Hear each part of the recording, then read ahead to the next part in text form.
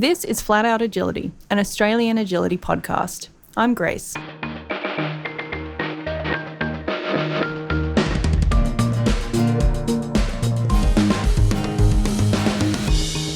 I've talked before about building community in agility. Now I want to expand on that idea, but this time with a focus on culture. I'm talking about agility as a sport, both nationally and locally. This is beyond single communities and instead looking at the big picture and how it informs our individual behaviour. So what do I mean when I say culture in agility? Culture is the way we behave. It's about how we understand each other and the shared values that tie us together. It includes the common beliefs and customs as well as shared attitudes and behaviours of a particular group of people, usually passed on between generations. Culture is a long-term, ongoing project. Culture is not something you create once and it just exists in perpetuity. It requires regular reflection, interrogation, and imagination to consider future possibilities. It's alive and it changes as we who live inside it change. I think I can safely say that all agility participants want a positive culture in agility, where we all feel welcome, safe, and respected, where we can have continuous development in our skills, where we receive adequate support, where we can build strong relationships, and where we have fun with our dogs. To have this positive culture, we all need to contribute. Of course, there needs to be strong culture leaders, coaches, judges, officials, committee members, and leading handlers. But every individual handler also plays a role in culture. I want to explore how we can go about shaping culture consciously and thoughtfully, what kind of values we might want to hold, and what shared goals we might want to work toward achieving. As you listen, remember that these are my ideas for this project, and you don't have to agree with me. Let's start with existing agility organisations and what they have to say about culture. In Australia, the largest organisation for agility is Dogs Australia. Their code of practice is very general and only has a few points you could say are directly relevant to agility. The code states that a member shall not engage in any behaviour that is contrary to the standards accepted by the community. A member shall display good sportsmanship and conduct at all times so as to reflect credit upon themselves, the ANKC Limited and the member's member body. And members shall ensure that all dogs under their control are properly controlled, housed, fed, watered, exercised and receive veterinary care as required. These statements are pretty short and vague. There are no definitions or examples. Depending on your state, affiliate state bodies may or may not expand upon these points. For example, Dogs West outlines what they consider acceptable standards of behaviour. Dogs Victoria, meanwhile, has developed a much more extensive code of conduct and ethics, which goes into detail about community expectations, and a one-page code of conduct at Dogs Victoria events. By comparison, Dogs NT has not deviated from the national body's code at all. As they say, your mileage may vary. Dogs Australia is responsible for mandating the national rules for agility as a sport. The rules state, agility is an athletic sporting competition for both dogs and handlers.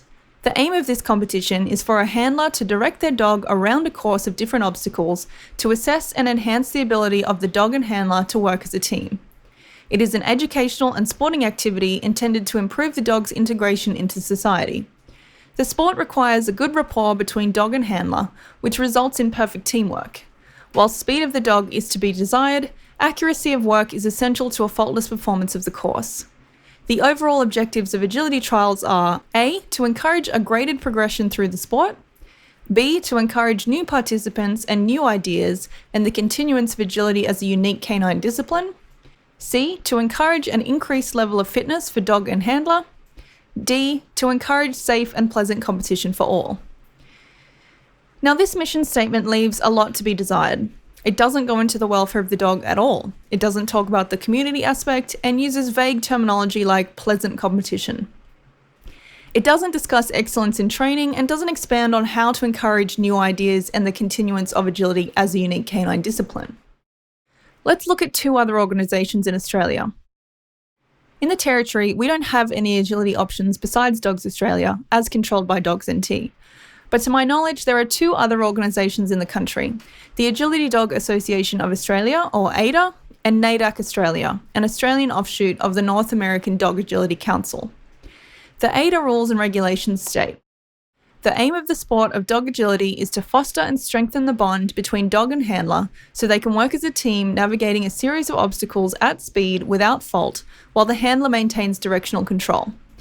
The handler's fitness and flexibility to run with a smooth flowing action while demonstrating strategy, timing and accuracy to turn precisely is important as the handler's training skills and ability to utilise the dog's intelligence, strength, stamina and agility.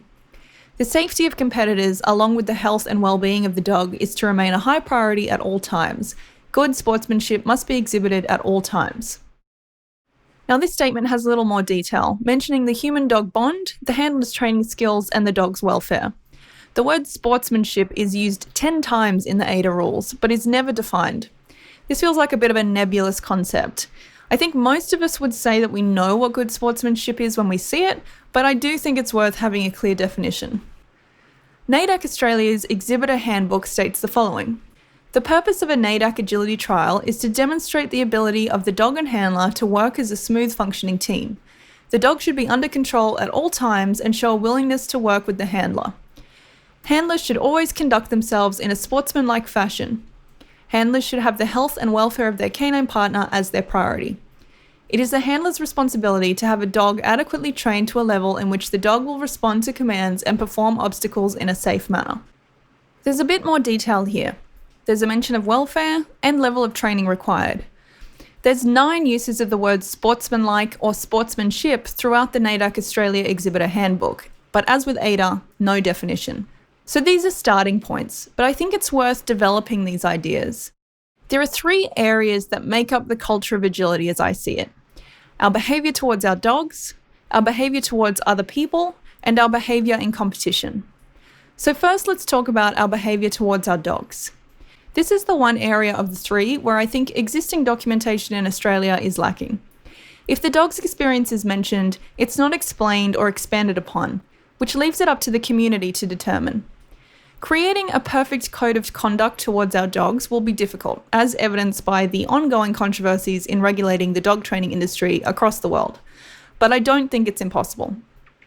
Thankfully, we don't have to start from scratch. There are scholars who have come before and done a lot of work for us, and we can stand on their shoulders. I'll start with the assumption that all agility handlers are meeting their dogs' basic needs as outlined in their relevant state legislature. Beyond that, I'm going to pull my ideas for shared values about how we should treat our dogs from one of the most widely used resources in the animal training world, the Humane Hierarchy, developed by Dr. Susan Friedman and rooted in the least intrusive principle. As outlined in the article, Why Animals Need Trainers Who Adhere to the Least Intrusive Principle, Improving Animal Welfare and Honing Trainers' Skills, intrusiveness refers to the degree of counter-control, choice and consent for the learner.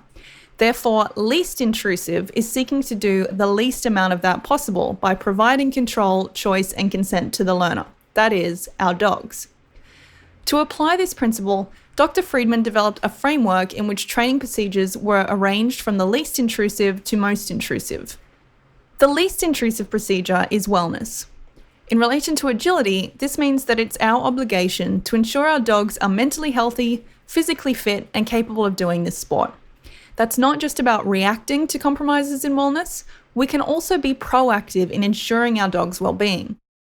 This could include things like incorporating warm-ups, cool-downs, and fitness routines, seeking preventative veterinary care, considering enrichment in regards to our agility practice, and getting really good at recognising discomfort, distress, and pain in our dogs. Every person with a dog is capable of and has compromised their dog's wellness in some way without consciously choosing to do so. We may be ignorant, we may be distracted, we may be under social pressure. People aren't perfect. Nobody's dog is cared for perfectly. If your dog is in pain and you can't see it yet, that doesn't make you a bad person. However, if you choose not to learn what pain, discomfort, and distress can look like in dogs, you are making the choice to not provide the best possible care that you can.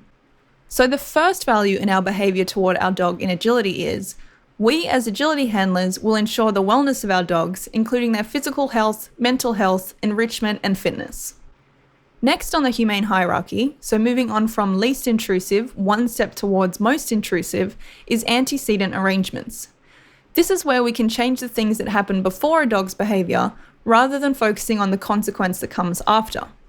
In terms of agility, this is mostly going to impact the arrangements around the sport. We can look to this for thinking about setting our dog up for success in the agility environment, thinking about their comfort and individual needs around waiting, being calm, taking breaks, acclimating to new areas, experiencing new stimuli, and seeing success in training.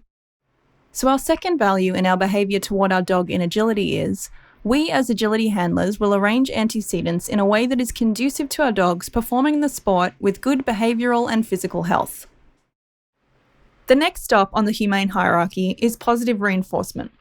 This is pretty widely accepted as the appropriate way to train agility, as it focuses on reinforcing wanted behaviours rather than punishing or suppressing unwanted behaviours. Positive reinforcement is when we add something after our dog does a behaviour, which makes that behaviour more likely to be performed.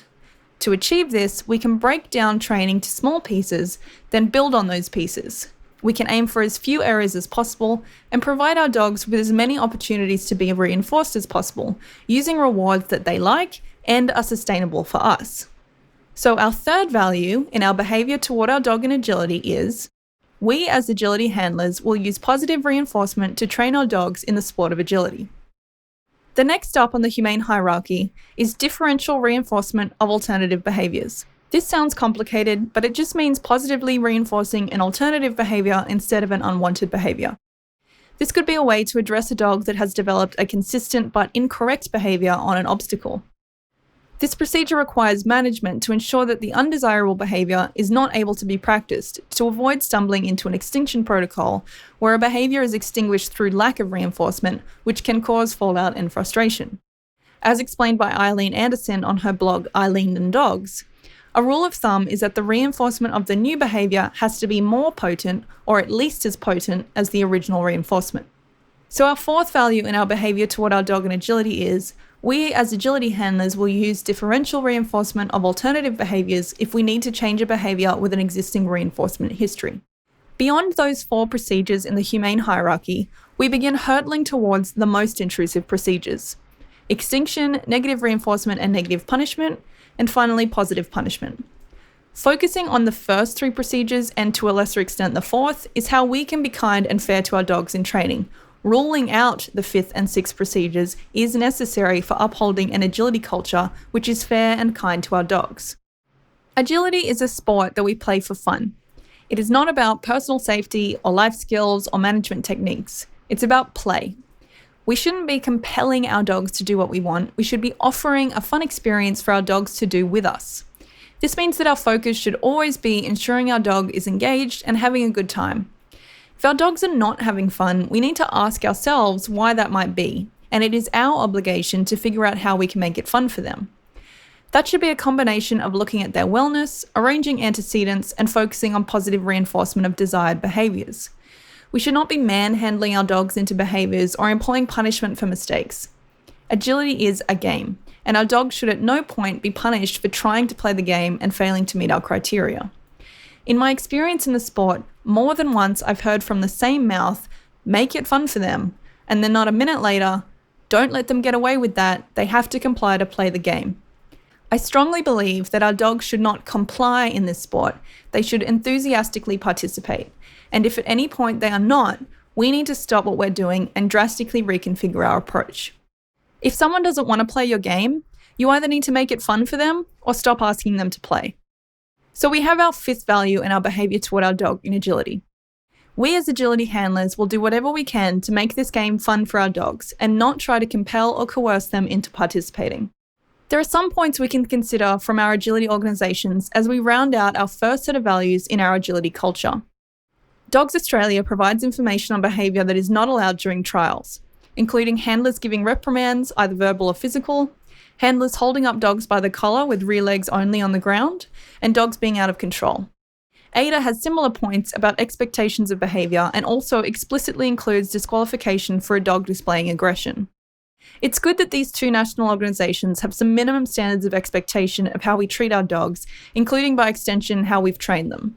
I think all agility rules could benefit from a lot more detail in this area, perhaps in an appendix code of conduct. These statements align well with the values we've just developed from the Humane Hierarchy. I think it's also worth looking at the Association of Pet Dog Trainers Australia. They have a code of ethics and conduct, which is for industry professionals, but I think there are 2 points we can look at. Members will actively maintain knowledge of current best practices and training skills through formal education and/or self-education, and members will not use or support aversive methods in their training, such as physical punishment, verbal abuse, coercion, or the use of aversive tools, or any training tool or method that intentionally causes pain, fear, or startle response. Now, we've already talked about the second point through our exploration of the Humane Hierarchy, but the first point is something that hasn't been mentioned yet. Continuing education should be something we strive for in agility as well. We should always be building our own training skills to provide our dogs with the best possible level of training we can. Most of us are just hobby trainers, but that doesn't mean we shouldn't be striving for excellence in training and performance. Everyone's individual excellence will look different, of course, but we owe it to our dogs to show up for them at our best, or close to our best, as much as possible. So our sixth and final value for our behaviour toward our dog in agility. We as agility handlers will always look to improve our knowledge of training and be open to learning new, kinder, and more effective ways of training and competing in this sport. So that's the first area that makes up a positive agility culture. The next is our behaviour towards other people. When I think about how I want to be treated in agility, I want to feel welcome in agility spaces. I want to feel safe both physically and emotionally. I want to be respected for my own thoughts and ideas. I want to have good relations with others, and I want to have fun. How can we go about achieving this? As I said in my community building episode, it's not just about having and promoting values, but it's also about follow through and accountability. Leadership is important in this, but we as individual handlers can also uphold and live out our values. This is how we contribute to our communities and make them safe and enjoyable places to be. So what might these values be, and how do they look in practice? Well, we can strive to be kind in our interactions with others, providing support to others who are struggling, having a nice word to say when someone's run doesn't go as planned, and reinforcing reciprocal kindness by recognizing it in the moment. We can also make an effort to include newcomers in activities, as we all know how difficult it is to be new somewhere. As individuals, not coaches, we should only offer training advice if people ask for it or there's an established relationship, and it should be shared politely, constructively, and with empathy. We can foster patience in our communities by waiting our turn without fuss and modelling calm and stable behaviour in our communities. We can contribute to making a fun environment by modelling fun behaviour with our own dogs and with other people. We can foster joy, celebrate achievements, and maintain pleasant interactions with others. And we can be responsible by ensuring our dogs are well looked after, we're training safely and effectively, we're pitching in to help where required, and we're providing support for others where we can.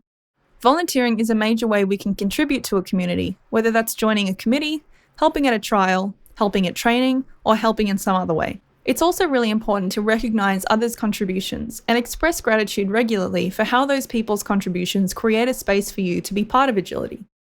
These are all ways that we as individuals can be part of creating a positive culture in agility. By modelling these behaviours, others can observe, reflect, and internalise them, which will lead to more engagement from community members and higher standards across our communities. The final area of culture I want to talk about is our behaviour in competition. This is about good sportsmanship, a phrase we've already encountered. But what does that mean, and why is it important? Sportsmanship is commitment to fair play, integrity, and goodwill in sports. It's being able to make good choices, uphold ethics, and maintain dignity in high-pressure circumstances. Both qualifying and disqualifying should be kept in perspective. We should take responsibility for our performance and acknowledge the achievements of others. We should recognise that failure is something that's going to happen a lot in sports and accept that reality with grace. In dog sports, it also means taking responsibility for our dogs' behaviour and ensuring they are not disruptive to other people, dogs, or the competition itself. Now, there are some instances where we may need to communicate about perceived unfairness, a safety issue, or something else that could be difficult or uncomfortable. This should be done politely, respectfully, and with an open mind. We can also be advocates for others who feel unable to speak up or need support to do so. For a culture to remain positive, there needs to be accountability and responsibility in equal measure. We can contribute to a positive competition culture by modelling calm, respectful, fair, and dignified behaviour at every trial we attend. We ought to be respecting the rules of the controlling body we're entered under and showing kindness and patience to officials and volunteers who run the events we enter. When we encounter conflict, tension, or just a bad attitude, we can choose to ignore it where possible, report it when necessary, and move on with our day. Everyone who participates in agility is on their own journey and experiences their own hardships. Everyone at trial deserves a fair go and deserves their time in the ring. We can also contribute to a sustainable agility culture by not focusing just on results or clear runs. We can celebrate all achievements, regardless of how it looks on paper. Taking a moment to notice something positive about another handler's run can go a long way to foster community spirit. Agility is a game. We do it for fun. We want to do it in safe and fair environments. We contribute to those environments as individuals. Helpfully, there's some further discussion of expectations of behaviour and competition from some Australian organisations. Dogs Victoria has a code of conduct at Dogs Victoria events, which provides a list of their expectations, including being committed to fair play, encouraging newcomers, enriching the experience of others, and considering the welfare of dogs. Explicitly not tolerated is abusive or aggressive behaviour, harassment, and refusal to accept a judge's decision while still in the ring. Dogs Victoria also states that reporting of poor behaviour is encouraged. Dogs SA similarly has a code of conduct for exhibitors. It differs slightly from Dogs Victoria in that it also requires handlers to consider the health and welfare of other people's dogs, commit to having control over their dogs at all times, be respectful should they feel the need to comment on another dog entered by another exhibitor, and ensure that they've trained their dog to a standard that will give them every chance to compete safely and successfully. I think these are interesting expansions on these ideas, particularly considering the welfare of other people's dogs, which I haven't seen mentioned elsewhere. These are the only state bodies that I could find specific codes of conduct for exhibiting at events. I think it would be beneficial for the national body to develop a code that could be adopted by the other state bodies to outline the expectations of behaviour at trials. This would be an important asset to the culture of agility, as well as other dog sports. So where does this all leave us? Culture is alive. It exists in both the rules and codes written by organisations, but it also lives in the spaces between those words, in what we model, acknowledge, and tolerate every day. We've seen that the national and state bodies set some standards, but it's up to us as handlers, competitors, officials, and volunteers to act with integrity, honesty, and fairness in the sport. It's how we treat our dogs in training, how we treat each other on the training field, and how we show up at trials. Every interaction contributes to the overall culture of agility. The culture we create now will influence what agility looks like in the future. If we want agility to be a place where people and dogs are genuinely having fun, where handlers feel supported, and where newcomers feel welcome, we have to keep up the effort, keep reflecting, keep questioning and improving. Culture doesn't just happen, it's maintained by the choices we make. It's important to remember that people aren't perfect, but we can all strive to uphold our values and contribute positively to our culture. Going forward, think about what kind of culture you're helping to build. Ask yourself, how can I make this space a little kinder, a little fairer, and a little more fun for both dogs and people? That's how we shape the sport we want to belong to. I'd love to get your feedback on what you think about our agility culture and your ideas for how to improve upon it. I anticipate that culture will be something I'll want to come back to because it's never ending. It will always require our attention. Thanks for listening. This has been Flat Out Agility. Be kind to dogs.